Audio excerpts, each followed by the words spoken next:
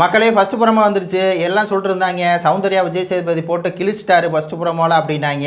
இந்த மாதிரி எல்லாத்தையும் நிப்பாட்டி வச்சு சௌந்தர்யா ரோஸ்ட் பண்ணாங்கல்ல, அதனால ரோஸ்ட் பண்ணி விட்டாரு. அப்படியே ஒரு மாறி இருக்குது, சௌந்தர்யாவே ஒரு மாறி ஆகிட்டாங்க அப்படி இப்படின்னு சொன்னாங்க. ஆனால் அந்த புறமோ வந்ததே லேட்டு. அதில் அந்த மாதிரி ஒரு கண்டென்ட்டே கிடையாது. சம்மந்தமே இல்லாத ஒரு விஷயத்தை பற்றி, அதான் அந்த ராஜாராணி டாஸ்க்கு. அந்த டாஸ்கில் என்ன நடந்துச்சு? ஒன்றும் நடக்கலை. ஃபஸ்ட்டு அந்த ராஜாராணி டாஸ்கில் வந்து ராணியை தேர்ந்தெடுத்தது தப்பு, ராஜாவை தேர்ந்தெடுத்ததும் தப்பு. அப்படி இருக்கும்போது அந்த ராஜாவும் ராணியும் ஒழுங்காக நாட்டை ஆண்டாங்களா அப்படின்னா ஒன்றுத்துக்கு இல்லை, வேஸ்ட்டு. நம்ம அப்பயே சொல்லியிருந்தோம், அந்த பக்கம் இருக்க படைத்தளபதி இந்த பக்கம் இருக்க படைத்தளபதி 2 பேர் கத்திக்கிட்டே இருந்தாங்க ஒழிச்சு அந்த கேமுக்கு எந்த இன்ட்ரெஸ்ட்டும் இல்லை, ஒன்றும் இல்லை, ஒரு சுவாரஸ்யமும் இல்லை.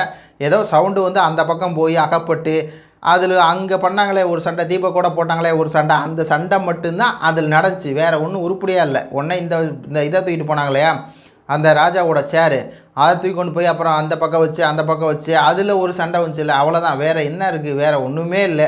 சவுண்டு அந்த பக்கம் போய் எங்கள் ராஜா ரணசிவங்க தலை வணங்க அப்படிங்கும்போது தலை வணங்க மாட்டேன், எங்கள் ராணி சாச்சமாதேவிக்கு மட்டும்தான் தலை வணங்குன்னு சொன்னாங்களே, அந்த மாதிரி ஒரு சில விஷயங்கள் தான் நடந்துச்சு. இந்த ப்ரொமோவில் அதான் கேட்குறாரு. உடனே முத்துக்கு வந்துருச்சு, அந்த இங்கே ராணவ ராஜா வந்து செயல்படவே இல்லை சார், அப்படியே கம்மை போட்டு ஒட்டிட்டாங்க சார் அப்படின்னு அவர் வாட்டில் இஷ்டத்துக்கு வந்து சொல்லிட்டு இருக்காரு. ஆக்சுவலாக வந்து சௌந்தர்யாவுக்கு ராணி கேரக்டர் வந்து கொடுத்துருந்தா அந்த கேமே வந்து வேறு மாதிரி இருக்கும். ஏன்னா அவங்களுடைய மாடுலேஷனில் அவங்க வந்து பண்ணியிருப்பாங்க. அதே மாதிரி இன்னும் கொஞ்சம் ஃபோர்ஸாக வந்து விளையாண்டுருப்பாங்க.